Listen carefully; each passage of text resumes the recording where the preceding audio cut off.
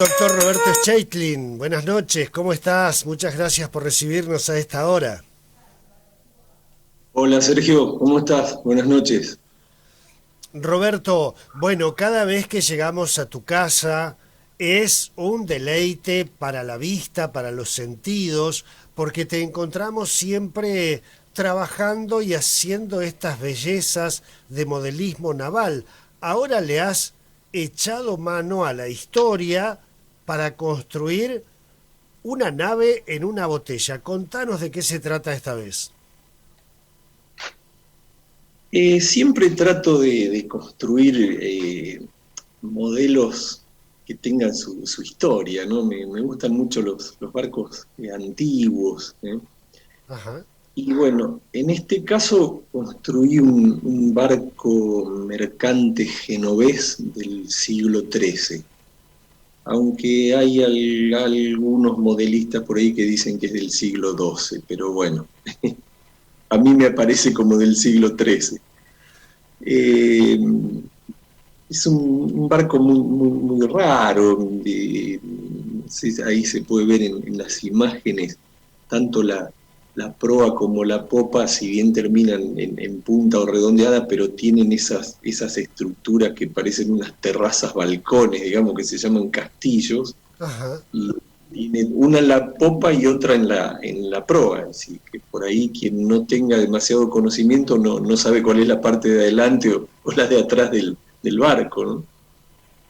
Y bueno, hay un libro muy antiguo que se llama El Buque, donde cuenta toda la historia de la navegación desde, desde las civilizaciones antiguas hasta la modernidad, ¿no? Así que bueno, esto lo saqué de ahí, porque también hay que tener en cuenta que los planos de los barcos antes no se hacían. Recién a mediados del siglo XVII se comenzó a hacer los planos de los barcos. Es decir, antes los iban construyendo en las costas de los mares o de los ríos y bueno, iban midiendo y haciéndolo, pero no había planos hechos, gráficos, ¿no? Y todo lo que hay de estos barcos antiguos son grabados, pinturas, algunos bajorrelieves en piedra, y lo que figura hoy en día, es decir, hoy en día encontramos los planos de estos barcos, pero son planos que ha hecho gente en el siglo XIX, en el siglo XX, es decir, más o menos basado en lo que muestran esas imágenes, ¿no? Las pinturas o grabados o los bajorrelieves en piedra. Y en este caso, Roberto, de este mercante genovés del siglo XII o XIII, ¿primero te encontraste con él, con la historia, o primero te encontraste con la botella y pensaste que era un buen lugar para esa nave? Tengo un amigo modelista naval de aquí de la provincia de Santa Fe también, que en algún momento, vamos a ver si te contacto, es Miguel Alonso de San Carlos Centro. Ajá. Bueno, es un genio del modelismo naval, no en botellas, sino en maquetas grandes. Y cuando lo conocí hace como 8 o 9 años atrás, él concursó en el Centro Naval de Buenos Aires con ese barco. Y digo, qué raro este barco, ¿no? Nunca lo había visto. Así que bueno, siempre estaba esa cosa de hacerlo, pero bueno, siempre hice otras cosas. Así que hace unos meses lo contacté a Miguel, bueno, me pasó todo y lo hice, ¿no? Eh, Estuve como 3 meses trabajando con este barco, a pesar de que es simple, porque no tiene tanta cantidad de aparejos ni nada. Pero bueno, hubo otras actividades, la profesión, y bueno, y no le pude dedicar tanto tiempo, pero bueno, más o menos unos 3 meses. Les recuerdo a la audiencia que estamos en Cañada de Gómez, estamos hablando con el doctor Roberto Scheitlin. Bueno, Roberto, empezaste a armar en madera esta maqueta, con la base, con las velas de este mercante, ¿Y ya tenías pensada la botella donde se iba a lucir este buque? Sí, sí, pensaba ya en qué botella ponerlo, pero bueno, se me cruzó ese balón de laboratorio que es más lindo que la botella donde la iba a poner, así que decidí colocarlo en ese balón porque está bueno porque se lo puede ver de donde quiera, ¿no? Es bien transparente el vidrio y así que bueno, decidí cambiar de envase. Ese balón de laboratorio que estamos viendo con esta construcción, ¿es nuevo o lo recuperaste de algún laboratorio de ahí de la zona? ¿Tiene su historia también o no? No, no, fue un regalo que me hicieron, una caja llena de esos balones de diferentes tamaños, que los encontraron en una casa vieja abandonada que ni se sabe de quiénes son, y bueno, ¿Ahí en, aparecieron ahí en tu conmigo. pueblo? No, no, no, fue en otro lugar, en otra ciudad me los regaló un amigo. Sí. Mirá qué bien. Roberto, bueno, está el balón de laboratorio, había ya construido este barco y después introducirlo es toda una ciencia y toda una experiencia, porque además pone a prueba tu paciencia, tu destreza para poder introducir ese barco y luego desplegarlo, ¿no? En el interior del balón. Sí, como siempre, uno tiene que hacerlo por partes, porque todo tiene que pasar por el pico de la botella, bueno, en este caso el balón. Claro. Entonces, el casco del barco por ahí no pasa entero por el pico, entonces hay que hacerlo en varias partes y obviamente después ingeniársela de cómo se lo rearma adentro de la botella, ¿no? Este tipo Que bueno, de, Este tipo de embarcaciones, Roberto, en esa época, siglo XII, siglo XIII, ¿para qué se utilizaban? ¿Qué mares vos y supiste que recorrieron? eran mercantes del Mediterráneo, es decir, Ajá. porque no se conocía por fuera del Mediterráneo. Si bien sí está descrito que, bueno, eh, bordeaban un poco costas de África, ¿no? Pero no se largaban a mar abierto. Es decir, el primero que se largó fue Colón, supuestamente, ¿no? Aunque, bueno, los vikingos aparentemente ya habían cruzado, ¿no? Claro, la impulsión a remo y a viento, digamos, con velas. Claro, exacto, sí, y con timones. En este caso acá tiene timones laterales, no sé si se alcanzan a ver ahí en detalle, porque el timón axial, es decir, la paleta de timón en la proa, en el medio, aparecieron recién en el siglo XIV. Y ahí es donde se vieron los primeros barcos con timón axial, ¿no? Eh, Esto de largarse a los mares grandes, bueno, supuestamente los aborígenes ya habían cruzado hacía 3.000 años atrás, ¿no? Porque cuando se hizo la famosa expedición Kon-Tiki, la de Thor Heyerdahl, del sueco, que cruzó de Perú a la Polinesia en 1947, o sea, ellos por el tema de las palmeras, ellos demostraron que seguramente habían sido llevadas por el hombre. Ah, mirá vos.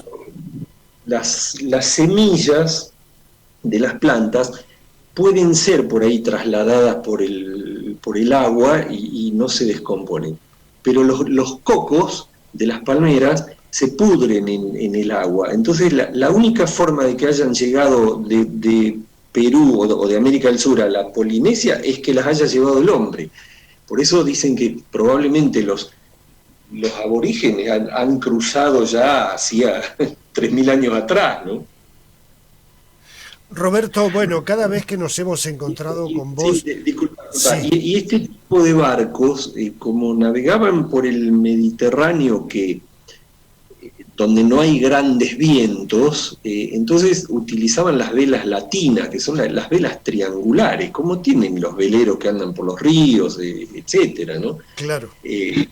Después apareció la vela cuadrada, supuestamente cuando Colón hizo el primer viaje, la niña, la más chica de las carabelas, en todos los dibujos que vos ves, pintura, aparece con las velas latinas, esas triangulares, pero en realidad Colón en su diario dice que cuando llegó a las Islas Canarias le cambió las velas por velas cuadradas, porque se largaban a mar abierto, a rumbo desconocido, ¿no?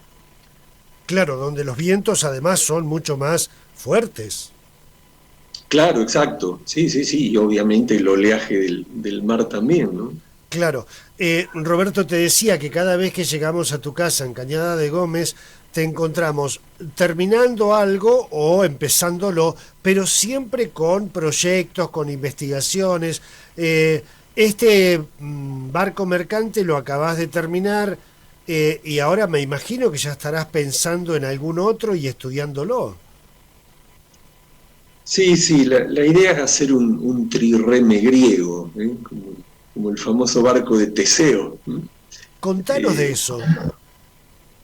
bueno, estos barcos griegos que eran de guerra, ¿no? Que tenían, le llamaban triremes porque tenían tres líneas de remos de cada lado, ¿no? O sea, eran impulsados por gran cantidad de personas. Claro.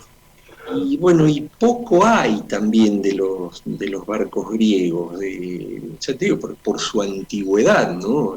Todo lo que hay es lo que aparece en grabado o tallados en piedra, así, bajo relieves en piedra, ¿no? Así que, bueno, vamos a ver si hacemos alguno, ¿eh? Recién estábamos compartiendo algunas imágenes de los libros de donde vos has sacado más o menos las dimensiones, las formas que tenía este buque mercante, porque como vos decías, no existían planos, así que un trabajo No, no, similar. seguramente, eso que aparece ahí, que ahí se están viendo, son todos grabados o pinturas de más o menos como eran. Entonces, los planos que existen se han hecho en base a eso, obviamente eh, perfeccionándolos más de lo que se ve ahí, ¿no?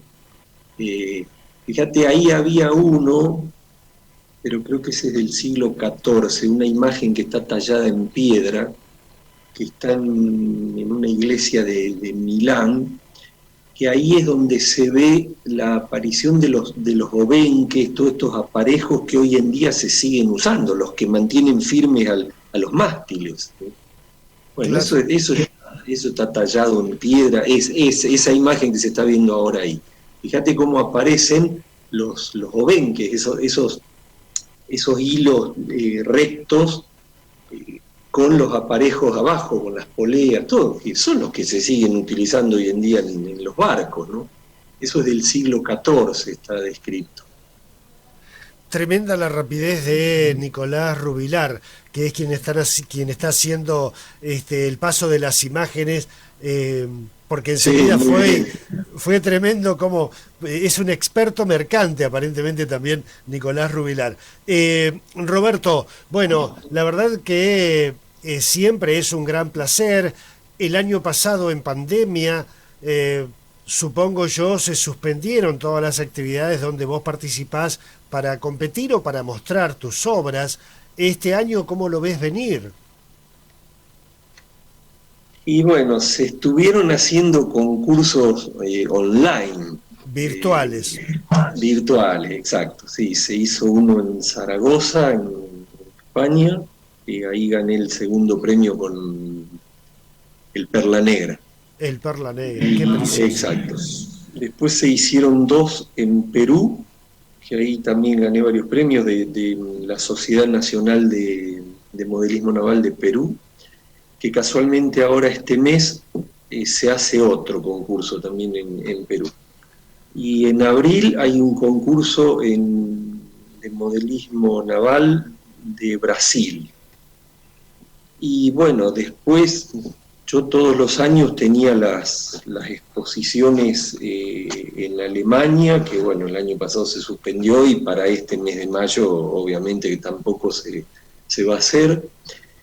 Y en septiembre pasado se iba a hacer el primer mundial de barcos en botellas en Greenwich, en Inglaterra, pero bueno, se suspendió también.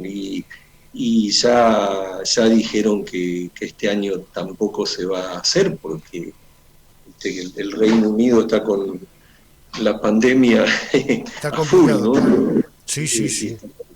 Así que bueno, no seguiremos con las cuestiones online. Roberto, bueno, pero para estos encuentros, estas competencias, estas muestras virtuales, ¿este mercante genovés será presentado oficialmente o lo vas a guardar para más adelante? Sí, seguramente. Los otros ya los presenté todos. Claro, claro, ya Así son que, conocidos. claro, ya son conocidos. Sí, el Perla Negra ya fue multipremiado, así que no creo que me quieran dar más premios, ya basta. Vamos a ver entonces cómo nos va ahora con este mercante genovés. Sí, y bueno, vamos a ver si ahora nos ponemos con el griego, ¿no? Totalmente. Aunque siempre está la idea de otros barcos, ¿no? Pero bueno, vamos a ver si hacemos esto. Totalmente. Roberto, te agradezco muchísimo, muchísimo que nos hayas recibido allí en Cañada de Gómez. Posiblemente volvamos allí a tu pueblo, porque creo que hay una historia con una escultura de un perro con una botella plástica, ¿puede ser? Sí, el perro botella, sí, era un perro callejero, como el de Alberto Cortés de la canción, ¿no? ¿En Era serio? era callejero por derecho propio. Sí, anduvo años por las calles, básicamente por las calles céntricas de la ciudad, y el tipo estaba gordo porque todo el mundo le daba de comer y entraba a cuanta puerta encontrara abierta, es decir, iba a la municipalidad, lo encontraba el perro, y iba a un banco y estaba el perro, siempre con una botella en la boca. Y bueno, y terminó muriendo de viejo, una señora creo que se lo llevó a su casa porque ya estaba enfermo, estaba viejo, y bueno, un escultor de acá, Emiliano González, excelente escultor en metal, bueno, hizo el perro, está en un bulevar de acá, ahí en el cantero del medio, ahí está la escultura y el perro está sepultado ahí, en el cantero ese.